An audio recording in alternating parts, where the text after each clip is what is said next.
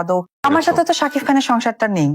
তা আমাকে তো আমার সত্যটা এখন বলতে হবে। আসলে সত্যি কথা বলতে গেলে শাকিব খানের সাথে তোমার তো ডিভোর্স হয়ে গেছে। হ্যাঁ, হয়ে গেছে। আসলে সত্যি কথা বলতে গেলে কি আমি কিন্তু আমার পুরনো ধর্ম নিয়েছিলাম। আমি ক্যামেরার সামনে অনেক মিথ্যে বলেছি কিছু কিছু জিনিসের কারণে। যেমন আমি আমার শ্বশুর শাশুড়ি বা আমার বাড়ির ওরা যারা, তাদেরকে আমি মনে প্রাণে বিশ্বাস করি না। কারণ তারা আমার জয় পেতে থাকতে তারা আমাকে কখনোই পজিটিভলি একটা টেক কেয়ারের ব্যাপারটা সে করতো না। ওর মা বা ওর বাবাকে আমি একজন মা হিসেবে বিশ্বাস করতে পারি না। আমার ছেলেকে যে কোনো সময় যে কোনো ক্ষতি করে দিতে পারে। আমি হিন্দু মেয়ে, আমার জন্মসূত্র হিন্দু, বাট কিছুদিন আগে নিউজ পেপারে কিছু কিছু আসছে বৈবাহিক সূত্রে মুসলিম। আসলে সত্যি কথা বলতে গেলে কি আমি কখনোই মুসলিম মনে প্রাণে ছিলাম না, আমি জন্মগতভাবে হিন্দু।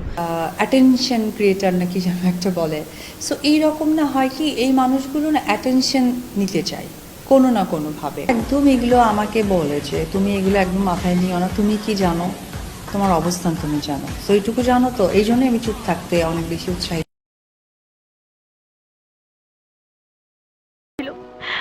আমার ভালোবাসার উপহার তুমি রেখাকে দিয়েছো, তুমি রেখাকে করেছো মা আর আমাকে করেছো পাগল।